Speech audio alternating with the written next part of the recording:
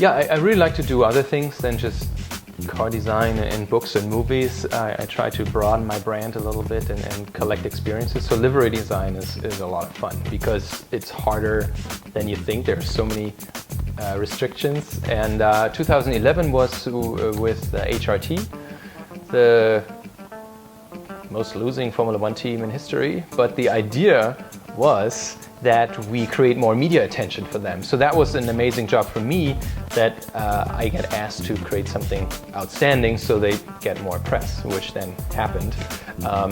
Still, they had to shut down. 2012 and 11, I worked with Lotus on the Le Mans efforts. It was great, just making a black car with gold livery, John the Player Special inspired. And recently, I've done something also fun. I worked with Nicolas Ivanov. He is a two-time Red Bull Air Race winner, and I did the graphics on his race plane.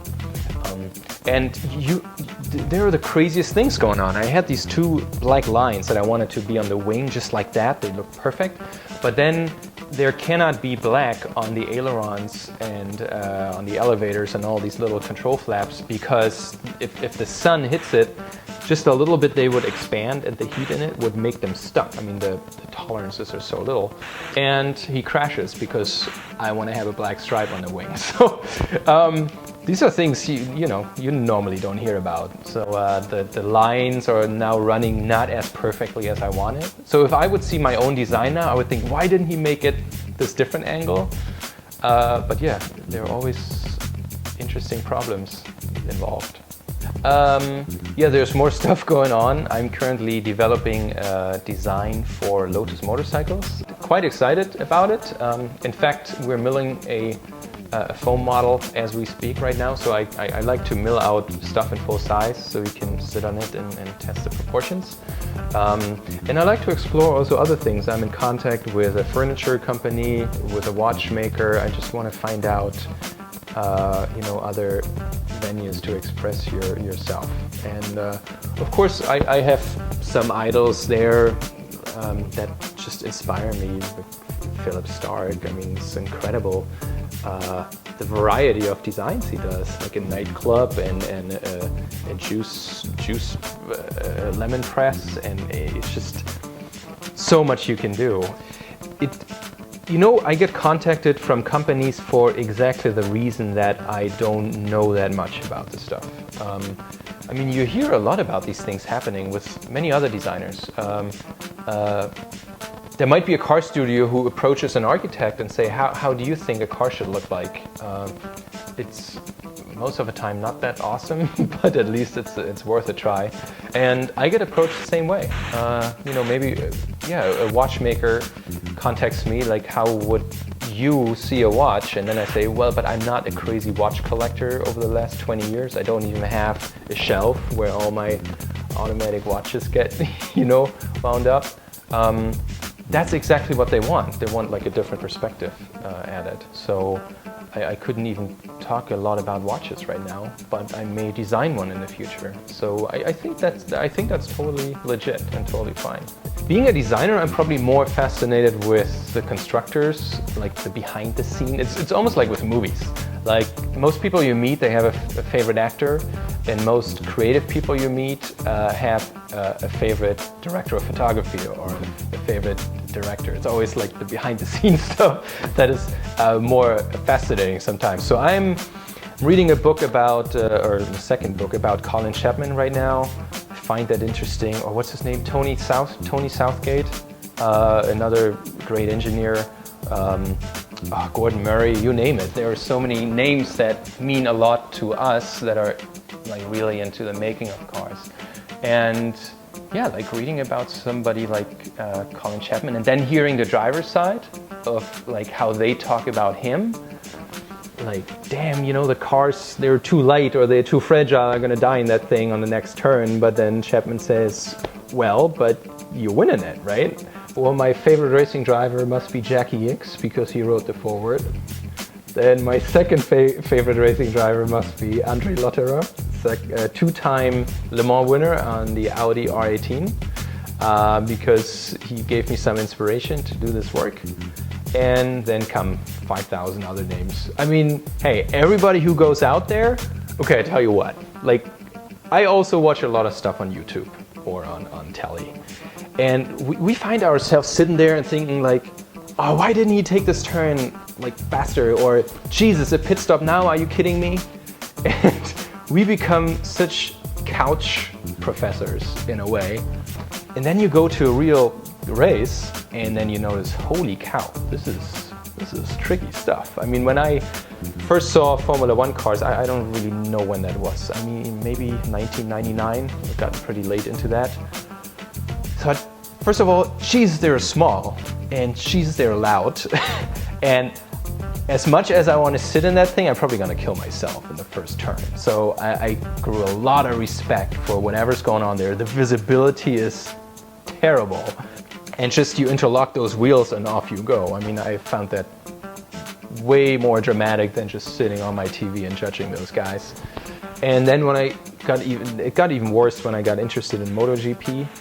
And I remember being close to the track, and I saw for the first time when they go into a turn, they sometimes just are on the front wheel, and for some magic they bank the machine already in. And I thought, okay, I think even the guy who comes last, I think even he knows what he's doing. So I don't really judge people by their lap times or when they come in. I know it's important, but everybody has my respect who's out there. I'm serious.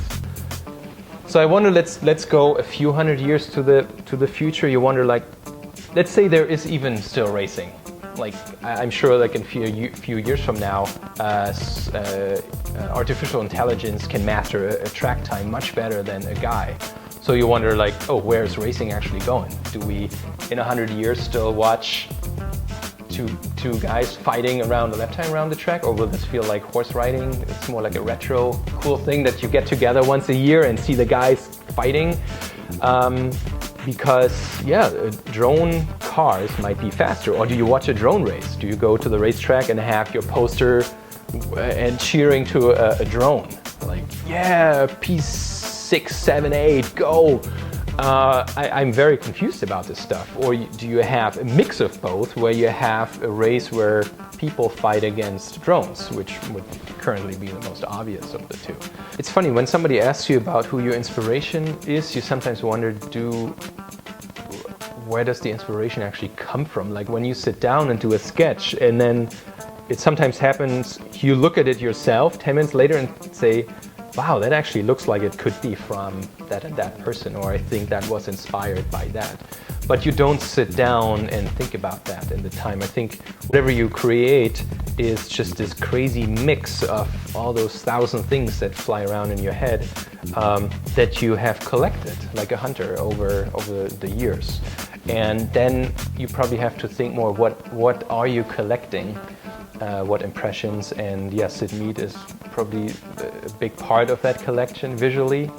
Another artist that would come to my mind is Kulani, not necessarily for the shape language, but I just like his madness in concepts. I mean, there's really cool stuff.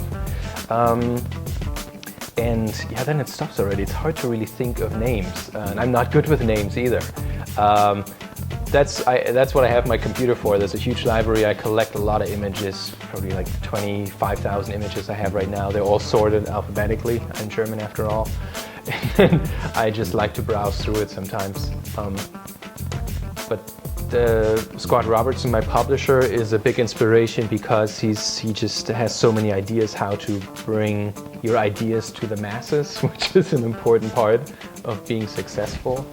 And to be honest with you, a lot of my car design friends are, because I think being a car designer is one of the coolest jobs. It just wasn't for me full time, but I think it's pretty awesome still. And I like to go to car shows and look at other people's stuff. Sometimes people ask me, what do you think about car design, and isn't this all like too boring or too, no, I don't think so. I think they do an amazing job, and if you look at the 80s, for example, like the palette of car manufacture in the 80s, there was so little shape diversity and concept diversity compared to today. But we need probably 20 more hours to discuss what car design actually should be or where the future is going. That's not something of today, I guess. You know, we are so saturated with inspirations that you see so much these days. It was easier to say 15 years ago that I like Norman Foster, for example, because I had one Norman Foster book. And then I read it, and then he was very inspirational to me. Today, you start your social media and you follow a design blog, let's say, or 5, and you get 10 architects the same morning. Like, wow, this is cool, and it's hard to even digest the name of the person and what his career path was, and then even remember it in an interview. It's crazy times. And that reflects back to you as an individual artist, where you wonder, how do I break through that with my ideas and my name? Do people also just scroll over your work, you know, in just 2 seconds, like you yourself sometimes look at things? So that's why it's actually hard to name real inspirations. I use Autodesk Alias because that's what I learned at the design studio. Actually, I wasn't told to learn it. I was told I should rather learn more about clay modeling, because that was kind of 10 years ago. So the idea was that you're a car designer, you do sketches and a little bit of clay, and there's a 3D modeler. And recently I see a development how car designers more and more try to learn 3D because you have a more immediate access to shapes. But that was kind of hard for me to convince my bosses to learn Alias. So I pretty much taught myself. What I did, I asked my 3D modeler at Volkswagen that I can use his computer during lunch. So whenever he had lunch, that was in Spain, so I got a sandwich, cheese, salami, awesome, tomato. Got on his machine for 1 hour, I had it, and whenever he came back, I could ask him questions. So that's why I learned the software that they used, so I could ask questions. So over the years, I taught myself a little bit about that. You know, it's funny when you always wonder. Let's say I get asked, what do I drive, or what's my favorite fashion brand, or it's sometimes funny that when you ask a composer what his favorite music is, he said, "Oh, I don't actually listen to music because I'm busy composing all day long." Or you see this hip fashion designer and he wears crap, you know, and then you wonder what's going on. And then you look at yourself and think, yeah, I actually don't have a lot of time right now to deal with the materialistic side of my life, where I take some time and go out and find some cool stuff to wear. Or so I don't even have a favorite fashion brand or something like that. No, especially here in California. Gee, when I fly to Italy and everybody is dressed 10 times sharper than I ever will be, this is amazing. I mean, everybody in Italy looks just amazing.